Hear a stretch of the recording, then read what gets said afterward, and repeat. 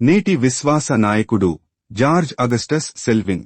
ఈయన న్యూజిలాండ్ మొదటి ఆంగ్లికన్ బిషప్గా, అక్కడ నుండి పసిఫిక్ దీవుల్లో సేవ విస్తరించటానికి కీలక పాత్ర పోషించాడు. ఈయన మంచి సువార్తికుడు, మిషనరీ, విద్యావేత్త, పండితుడు, ప్రతిభావంతుడు. సెల్విన్ 1809 ఏప్రిల్ 5న హాంస్టెడ్లో జన్మించాడు.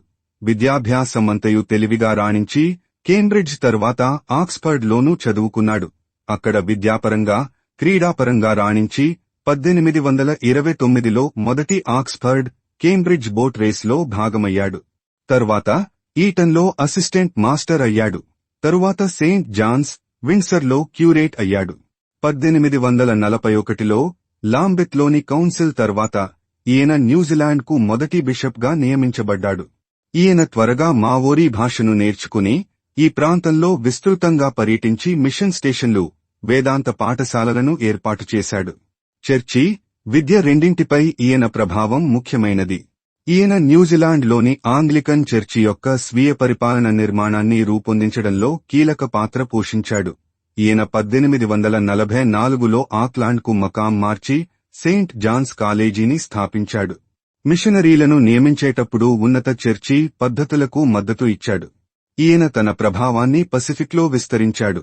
ఇది మెలనేసియన్ మిషన్ ఏర్పడటానికి దారితీసింది.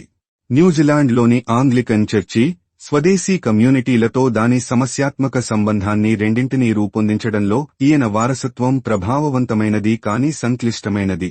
న్యూజిలాండ్, మెలనేషియాలో ఆంగ్లికన్ చర్చిని స్థాపించడంలో ఈయన నాయకత్వం భవిష్యత్ క్రైస్తవ మిషన్లకు బలమైన పునాది వేసింది. 1858లో మెట్రోపాలిటన్ బిషప్గా నియమించబడి లాంబెత్ కాన్ఫరెన్స్ స్థాపనలో ముఖ్యమైన పాత్ర పోషించాడు. తరువాత 1868లో లిచ్ ఫీల్డ్ 91వ బిషప్ అయ్యాడు. సెల్విన్ 1869లో న్యూజిలాండ్ బిషప్ పదవికి రాజీనామా చేసి మరణించే వరకు లిచ్ ఫీల్డ్లో సేవ చేశాడు. ఏప్రిల్ 11న ఇంగ్లండ్ చర్చి, ఎపిస్కోపల్ చర్చి చేత గౌరవించబడ్డాడు. న్యూజిలాండ్, ఇంగ్లాండ్లోని రోడ్లు మరియు జిల్లాలతో సహా వివిధ ప్రదేశాలు ఈయన పేరును కలిగి ఉన్నాయి. నేటి విశ్వాస నాయకుడు జార్జ్ అగస్టస్ సెల్విన్ అత్యంత ప్రతిభావంతుడైన నాయకుడుగా ప్రభువిచ్చిన జ్ఞానమునుపయోగించి తన మిషనరీ పరిచర్యను నెరవేర్చెను.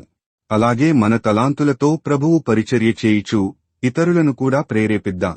ప్రభువు నామమున వందనములు. John Michael, Rajahmundry.